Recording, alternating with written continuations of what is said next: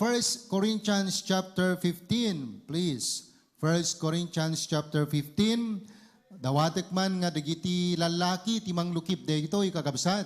1 Corinthians chapter 15. Kat dagiti ladies, 2 Timothy chapter 4. Okay, tapnuan tayo na yung mabayag. Alright? Men, 1 Corinthians chapter 15, that is found in page 1296 in your Pi Bible. And then ladies, 2 Timothy chapter 4, verse 3. Alright? So men, are you there? Okay. Agagadan tayo nga basahin men, 1 Corinthians chapter 15, verse 58. 1 Corinthians chapter 15, verse 58. Men, everybody, go. Therefore, my beloved brethren, be ye steadfast, unmovable, always abounding in the work of the Lord, for as much as you know that your labor is not in vain in the Lord. Ladies, 2 Timothy chapter 4, verse 3, please. Everybody, go.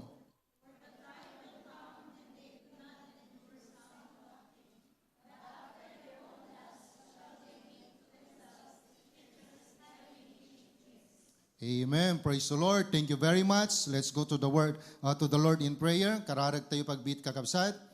We thank you so much, Lord, for this privilege that we could study your word. I pray that may you please bless your servant, give me wisdom, utterance to you, Lord, and at the same time, understanding. Kadagiti kakabsat apo nga agdengeg. I pray that may you please intervene in our midst and give us victory for this morning as we worship you in truth and in spirit. I commit all these things in Christ's most precious name. Amen and amen. You may please be seated. Thank you very much.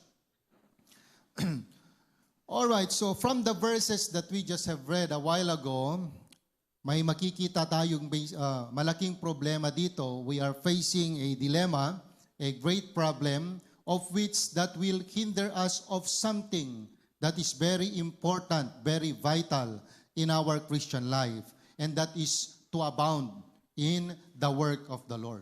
So if we try to look on the second passage that we just have read, wherein the ladies, I allowed them to read, this is the problem, and this is what we call the challenge that we are facing nowadays.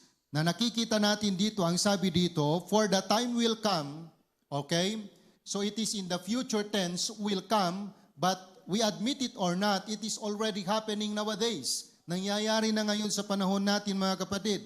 Ano yung mga bagay na nangyayari na sa ngayon? At yun yung nagiging problema din natin sa buhay natin kung bakit hindi tayo nag-a-abound, lumalago, alright, sa gawain ng Panginoon. Let's continue 2 Timothy chapter 4, verse 3. Time will come when they will not endure sound doctrine, that they will not going to endure sound teachings, but after their own lust, shall they heap to themselves teachers having itching ears. So this is a warning to each and every one of us, even though the Bible says time will come, but we must admit it in our time right now, it is already happening, na may mga mananampalataya na sa ngayon that they can no longer endure sound doctrine. Hindi na sila nakakapagtagal. Hindi na sila natutuwa sa mga magagandang turo ng salita ng Diyos. Bagkus sila na ngayon ay they are after their own lust. Okay? Ginugugol na nila ang kanilang mga panahon sa mga bagay-bagay na kagustuhan ng kanilang sariling laman. And if we try to observe this, kung titignan natin, if only we are becoming honest in the most sincere Christian life we have, these things are one of the greatest factor that will hinder us to abound in the work of the Lord. Kasi hindi tayo lalago sa gawain ng Panginoon kung hindi tayo nagkakaroon ng tinatawag na kagalakan sa pakikinig at pag-aaral ng tamang turo ng salita ng Diyos. Hindi tayo lalago kailanman sa gawain ng Diyos kung tayo ay nabubuhay sa ating pansariling kagalakan ng ating mga laman. That's the reason why this morning, alright, the title of our message is Abounding in the Work of the Lord. So the reason why I take this verse as an introduction is in order for us to see, para makita po natin yung problema na kinakailangan nating addressan.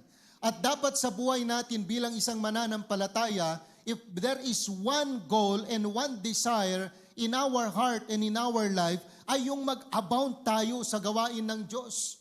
Lalong-lalo na tayong mga matatagal ng mananampalataya, we must have that desire, the prayer, and the commitment to abound in the work of the Lord.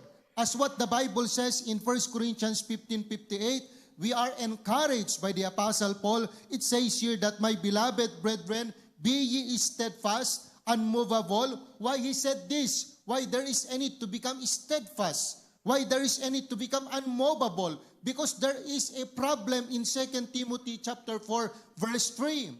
That's why sabi ni Apostol Pablo, haan kay ko mga magaraw, haan kay ko mga te anyaman nga matinag, no di ka di agtultuloy kayo lata, laksit kadagitoy nga problema, nga intay mapaspasaran, kan intay masangsango itatta nga gundaway, that people now no longer endure sound doctrines, but they are already after their own lusts. But we believers in the Lord, we need to abound in the work of the Lord. Kasapul nga agabound tayo, kasapul nga rumang ay tayo, kasapulan nga nananay nga agbalin tayo nga nabunga, iti trabaho, iti apo, uray pa'y mapaspasamak, dagitoy nga banagan, iti panawon tayo. That's why it says here, always abounding in the work of the Lord. Take note the word always. Pag sinabi mong always, there must be consistency. It must not be seasonal. Hindi lamang po yan weather. There must be consistency in accordance to what the verse said, always abounding in the work of the Lord. And listen to me, brethren, with all this command that God has given to us, there is what we call a promise that follows this command. It says there, for as much as you know that your labor is not in vain in the Lord. So when we say abounding, all right, ibig sabihin nito overflowing, have plenty, all right? So kinakailangan natin, una sa lahat, i-determine natin sa buhay natin, dapat kat ikabil tayo, kan itulag tayo, iti apo, iti biyag tayo, nga dapat ti panagbiag tayo kat agabound. Dapat dayta ti goal tayo, dapat dayta ti focus tayo, dapat dayta ti target tayo, dapat dayta iti agenda tayo, iti amin nga aspeto iti panagbiag tayo, dapat agabound tayo, agoverflow tayo, maadaan tayo iti aglaplapusanan, nga nananay nga kinaimbag nga trabaho para iti apo. Is that your goal and desire also as a Christian, beloved brethren? Are you praying for you and for us to abound in the work of the Lord? Kararag tayo ba deto'y kakabsat? Wano umay tay latan nga umay latan iti managkigimong. Umay tay ti Domingo, umay tay ti Miyerkules, tapno maibagalaeng nga imay tayo nagaten ti gimong. Alright? Are you listening, brethren? Amen? Haan kumalaeng kakabsat. Alright? Kasi deto'y panag-abound tayo iti trabaho ni Apo Diyos, that will going to make the difference to be distinct with other, all right? Because adda day goal tayo. Nga laeng nga mapnek kan maibaga nga datayo ket na isalakan, no di ket di adda day banag nga pagaboundan tayo para iti trabaho ni Apo Dios. So that should be our goal. That should be one of our desire, one of our focus this year as a Christian. We need to abound in the work of the Lord. So there are things that we need to consider. In order for us to abound in the work of the Lord, there are things that I need to do. Let's take it personally, all right? There are things that I need to do. Why do we going to do it personally?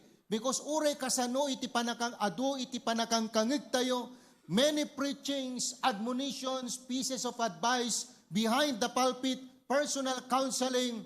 Well, if we do not have that personal desire, prayer, and commitment before God in order for us to abound in the work of the Lord, kailanman hindi yan mangyayari, mga kapatid. That's the reason why we must have a personal commitment to abound in the work of God. So there are things that I want to share to you in order for us to abound in the work of the Lord. I need, number one, to be more involved in the work of the Lord.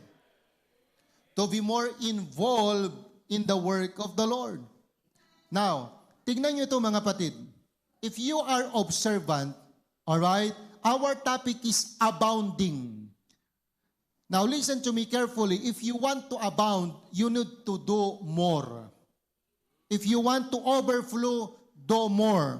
If you want to have plenty, do more. That's why, number one nga makita tayo dito, in order for us to abound in the work of the Lord, to be more involved in the work of the Lord. What makes the difference there? The word more. Alright? Okay? Pwede naman to be involved in the work of the Lord. But yung pinag-uusapan natin sa umagang ito, abounding. So if we want to abound, we need to be more involved in the work of the Lord. Kaya yung pagpunta natin sa church during services, regular services, Wednesday prayer meeting, Sunday services, let's do more. Let's involve more if we want to abound in the work of the Lord. Do you get my point, brethren? All right. Abounding, let's connect the word more in order for us to reach that abundant life or abounding level or stage of our Christian life. So sabi nito, to be more involved in the work of the Lord. How? As an active participant and not just an spectator. Alright? You get the difference between participant and spectator? Pag sinabi mong participant, you are there, doing something. Alright? Pag sinabi mong spectator, you are just only looking at them, watching them. Okay? So hindi tayo lalago pag hindi natin inilalagay yung buhay at sarili natin sa gawain ng Diyos. Kung nanonood lamang tayo, there is what we call the feelings, alright, of encouragement. Alright? Na bless ka. But sometimes your emotion, my emotion, will change. But if you will going to put yourself there, you will going to try to involve yourself in the work of the Lord. Personally, you will experience the work of the Lord, and personally, you will going to learn to trust God, and at the same time, to make a commitment to God, and then the time that you experience doing the work of God, data itinananay nga mangted keng katitarigagay nga agabound iti trabaho iti hapo. Kasla ti arig na deta, nunangang kay ti may nga putahe, naramanam kat na imas, ay kat saan mo nga andaan deta, aging ganahan ka nga mapnek, tama?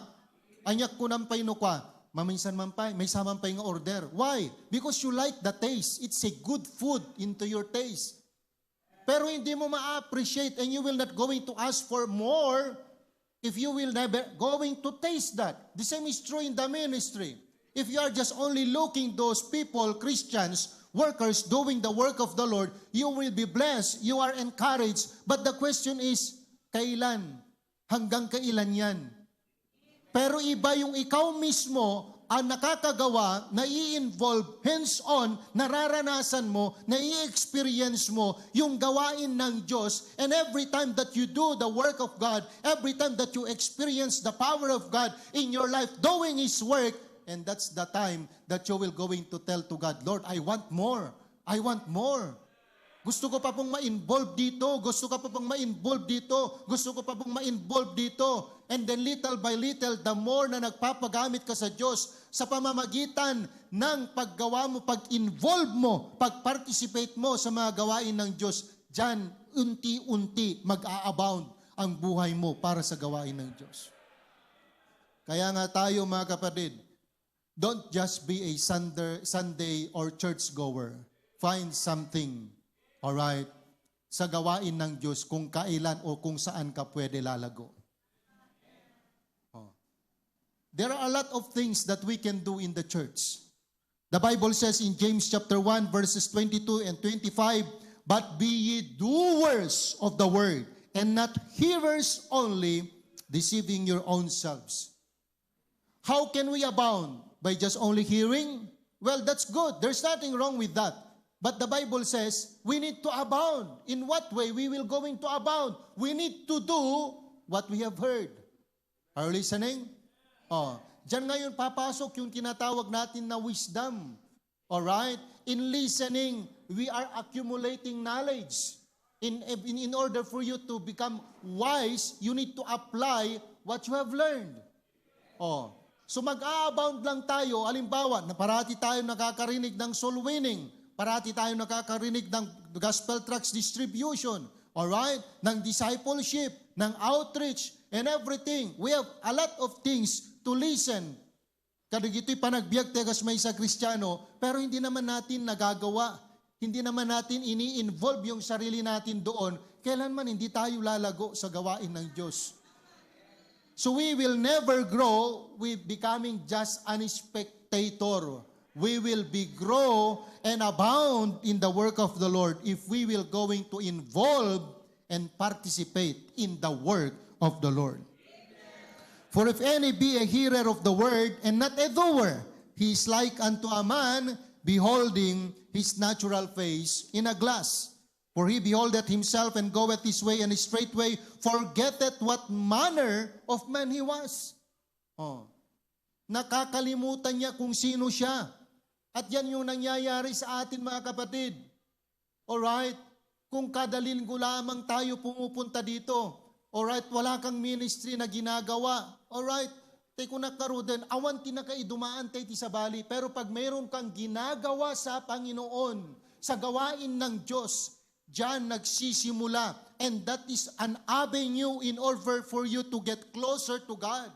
Diyan madedevelop yung relationship mo sa Panginoon na mas matibay pa, mas masarap pa, mas matamis pa yung relationship mo sa Panginoon. Why? Because anything that you are doing, any work that you are doing for the Lord, you learn to entrust God in doing this because you know it in yourself. Hindi mo kayang gawin yan pag wala ang biyaya ng Diyos. And in doing and involving and participating in the work of the Lord, that's where you will going to experience the grace of God. Do you know what is the grace of God? When you no longer do anything or something in your own capacity and in your own power. But that's the time that the grace of God will come to you. Not only to be more involved, verse 25, before I proceed to the second point, but whoso looketh into the perfect law of liberty and continueth therein, he being not a forgetful hearer, but doer of the work. So what will happen to this person? This man shall be blessed in his deed. The word blessed is in accordance to the word abounding. Kano aglaplapusanan ka, overflowing ka, you are plenteous. That only means that you are blessed. Alright? If you are overflowing with the work of the Lord, have plenty things doing for the work of the Lord, the Bible says you are blessed. Number 2, in order for us to abound in the work of the Lord, not only I need to be more involved in the work of the Lord, secondly, I need to be more dedicated to our mission. Again, the word more dedicated to our mission. Ano yung mission natin? Ecclesiastes chapter 12 verse 13. Let us hear the conclusion of the whole matter. Fear God and keep His commandments, for this is the whole duty of man. So what is the primary mission of every believer? That is found in Matthew chapter 28, verses 19 and 20. We need to remember that this was given to the church. This was given to the individual believers who believe the Lord Jesus Christ, accepted Him as His personal Lord and Savior. So what is our primary mission? Matthew chapter 28, 19 and 20. This is in other word called the Great Commission. Go ye therefore. Anong gagawin natin? Teach all nations. What else? Baptizing them in the name of the Father and of the Son and of the Holy Ghost. And after that, teaching them to what? Observe all things whatsoever I have commanded you. And what is God's promise? And lo, I am with you always, even unto the end of the Lord. Brethren, it's high time now for us, all right, to kill our fear and at the same time to start feeding our faith. Huwag ho sana tayong matakot na mag-akay ng kaluluwa para sa Panginoon. Huwag sana ho tayong matakot na ibahagi ang ebanghelyo ng Panginoon sa mga tao. Because I believe with all my heart, the Bible says, I am with you always. Kasama natin ang Panginoon. Let us continue to preach the Word of God as it is to people as who they are. Kinakailangan wag ko tayong matakot. Why? Because this is our primary mission. Kaya paglabas po natin ngayong linggo na ito, may mga gospel tracts tayo sa Asher's table. Alright, get some gospel tracts. Alright, kung saan ka man iniligay ng Panginoon, paaralan, trabaho, or business, you give gospel tracts to people, and this literature will going to warn them and at the same time remind them of their present status and the loving kindness of God to them. Do something, make ourselves, our life busy for the Lord, not slothful in business, fervent in service, in spirit serving God, the Lord. Our primary mission, number 2 nga makita tayo dito is seek out opportunities. Why we need to seek opportunities? Because the Bible says, redeeming the time, because the days are evil. Mga kapatid, kada kayo nga estudyante, permitragragsak mo, kada kita classmate mo, kada kita schoolmates mo. But the question is, are they saved? Oh. Just this morning, when I open up the social media and the Facebook, one of my batch, our batch, kay kaanakanan sa dayjay, na disgrasya, manulat tawon na, awan sapay ba intena. Mano? 20 eksakto? 23? Oh, could you imagine that? Life is so short. Ano pang ginagawa natin mga Kristiyano? Amen? Are you there? Lumabas tayo, mag-akay tayo ng kaluluwa, redeeming the time, because the days are evil. Are you listening? Marami ng mga manginginom ng alak, marami ng naninigarilyo dyan, marami ng mga may bisyo dyan, marami na sila mga kapatid. Hindi na natin kinakailangan, dagdagan pa ang mga taong ito, bagkos kinakailangan nating lumabas, and we need to redeem the time in order for us nga digitoy nga tattao, we could snatch them into the influence and into the hand of the devil and the world. We just do not know kung mayroong maliligtas at gagamitin ng Panginoon sa kanyang trabaho at gawain, mga kapatid. Hamulaan amo, baka detakad kadwam na bayagan na plano iti apo nga ma-save. Hamulaan amo, baka deta may isang katrabahuam na bayagan nga plano ti apo nga may salakan. He is just only waiting for you to redeem your time and to take your stand and to think of your mission to share the gospel to that person. Brethren, I believe with all my heart, this is one thing wherein we must abound in the work of the Lord. Seek out opportunities. Tell to people about the Lord Jesus Christ. What do I mean, seek out opportunities? In your respective places where God puts you. Influence, use for God's glory. Alam ko, bawat isa sa atin mga kapatid, may kanya-kanyang influensya yan. May kanya-kanyang posisyon yan. Alam ko na hindi ka itinalaga ng Diyos, iniligay ng Diyos, ng Panginoon sa lugar na yan kung wala siyang plano sa iyo. Gamitin mo yan. Huwag mong sayangin. Alright? So you can't expect spiritual reward from purely material investment. And number 3, not only to be more involved in the work of the Lord, to be more dedicated to our mission. Number 3, to be more aware of the danger of sin. Ito yung isang napakalaging balakid upang tayo'y magamit ng Diyos sa kanyang gawain. What are these danger? What are these sin? Materialism. Alright?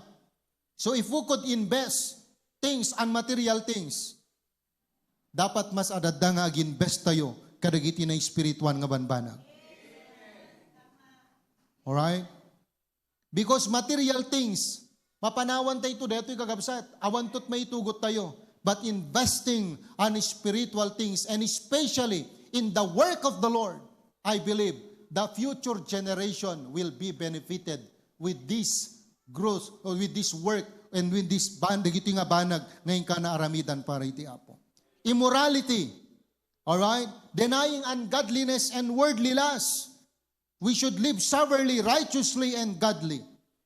That's the reason why we must need to think and take good care of our purity and integrity so that the Lord will be more, use us and abound in every good work. False doctrine.